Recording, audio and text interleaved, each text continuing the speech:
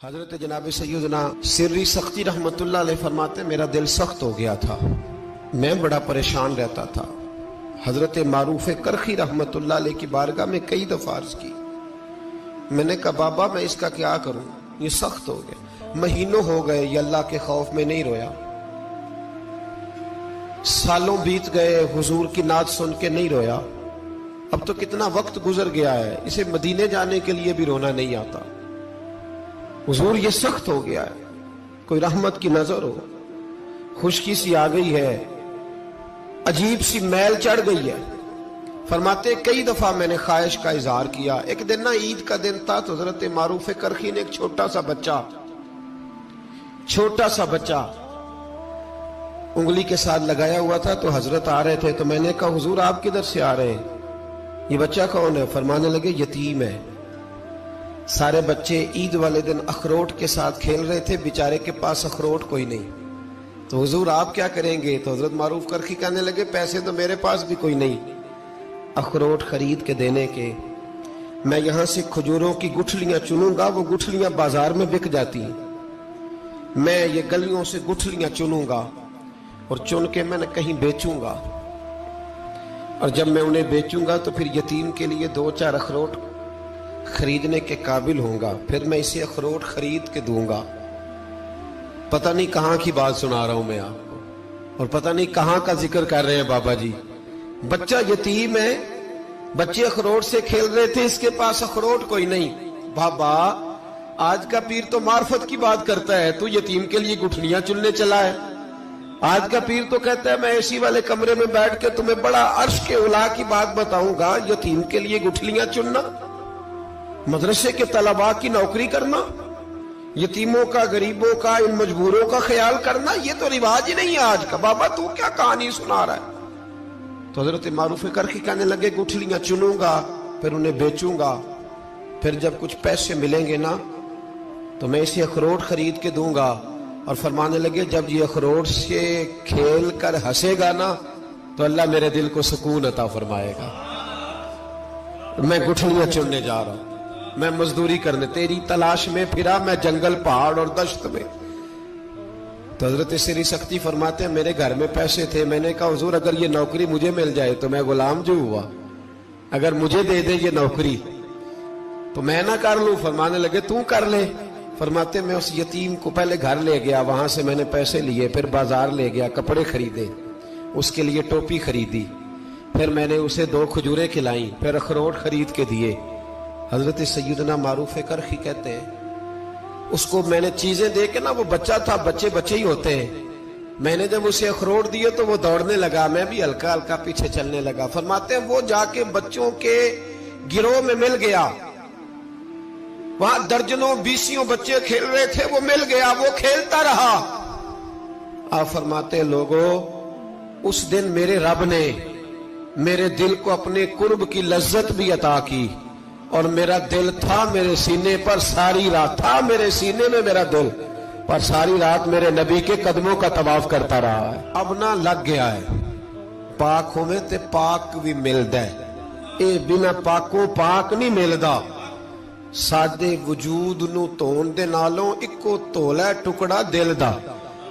دل لگا کے، دل لگ جائے تو پھر وہ لگ جاتا ہے۔ آپ یقین کریں لگتا ہے تو مزہ دیتا ہے، اور جب تک لگتا نہیں پھر کوئی بھی کیف سرور حاصل۔ امام زین العابدین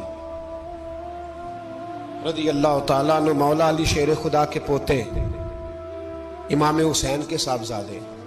سیدہ پاک کی پیاری نسل، امام زین العابدین گھر میں نماز پڑھ رہے تھے، غور کرنا بات پہ، گھر پہ نماز پڑھ رہے تھے، گھر میں آگ لگ گئی۔ جب آگ لگی ہے تو پھر شور بھی ہوتا ہے، کچھ لوگوں نے شور مچایا، آگ آگ آگ، دور دراز سے لوگ دوڑے، آپ کا ایک چھوٹا بچہ بھی پاس سویا ہوا ہے، آگ لگ گئی، شور ہو رہا، دور دراز سے لوگ پانی لے کے دوڑ رہے ہیں، آگ بجھائی جا رہی، امام صاحب نماز پڑھ رہے ہیں۔ حکم ہے کہ ایسی ایمرجنسی دیکھو تو نماز توڑ دو، پر اس کے لیے جو دیکھے ہی نہ، جسے سوجے ہی نہ ہو کیا رہا۔ امام زین العابدین پڑھتے رہے، نماز مکمل ہوئی تو آپ کی زوجہ کہنے لگی اللہ آپ پہ رحم کرے، گھر میں آگ لگ گئی تھی، سارا محلہ، سارا گاؤں، سارا شہر ٹوٹ پڑا، بچہ سویا ہوا تھا، آپ نے توجہ ہی نہیں کی۔ تو آپ فرمانے لگے ہلکی سی بن بناہٹ ہوئی تھی میرے کانوں میں، پر میں اللہ کی نماز پڑھ رہا تھا، پر میں اپنے رب کی، میں اس کی نماز پڑھ رہا تھا، تیرے عشق کی انتہا چاہتا، تیرے عشق کی انتہا چاہتا، تیرے عشق کی انتہا چاہتا، میری سادگی دیکھ کیا چاہتا ہوں، ذرا سا تو دل ہے مگر شوخ اتنا، وہی لن ترانی سنا چاہتا ہوں، مجھے کیا خبر ادھر کیا ہو رہا، ادھر میں تو اس کے ساتھ میرا تعلق تھا، میں تو اللہ کی بارگاہ میں حاضر تھا، مجھے کیا پتا۔ بی بی کہنے لگی آگ لگ گئی تھی، تو فرمانے لگے بھلی مانس چپ کر، تم دنیا کی آگ بجھا رہے تھے، میں جہنم کی آگ بجھا رہا تھا، تم لوگ اپنے شور میں تھے تو میں اپنے ذائقے میں۔ الذین هم فی صلاتہم خاشعون، فرمایا یہ لوگ اپنی نمازوں میں عاجزی کر، دل لگا کے کرتے ہیں جو کرتے ہیں۔ وہ بڑی خوبصورت مثال ہے، حضرت رومی نے لکھی ہے، بڑی مشہور بھی ہے۔ ایک نمازی نماز پڑھ رہا تھا، میری طرح کا نمازی، مجنو اس کے آگے سے گزر گیا، لیلا کے گھر جا رہا، تو نمازی اتحیات پہ تھا، اتنی دیر میں اس نے بھی نماز مکمل کر لی، تو پیچھے سے جا کے مجنو کا گریبان تھاما،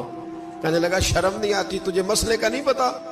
نمازی کے آگے سے نہیں گزرنا چاہیے؟ تو کہنے لگا یار معاف کر دو، مجنو کہنے لگا معاف کر دو، غلطی ہو گئی، حالانکہ شہزادہ تھا، پر معافیاں کیوں مانگ رہا ہے؟ اس لیے کہ کسی سے دل جو لگ گیا ہے، عاجزی آ گئی، ان کے چل یار معاف کر دے، تیری مہربانی، نمازی ناراض نہ ہو جائے، نمازی بڑے ڈاڈے ہوتے ہیں، کئی دفعہ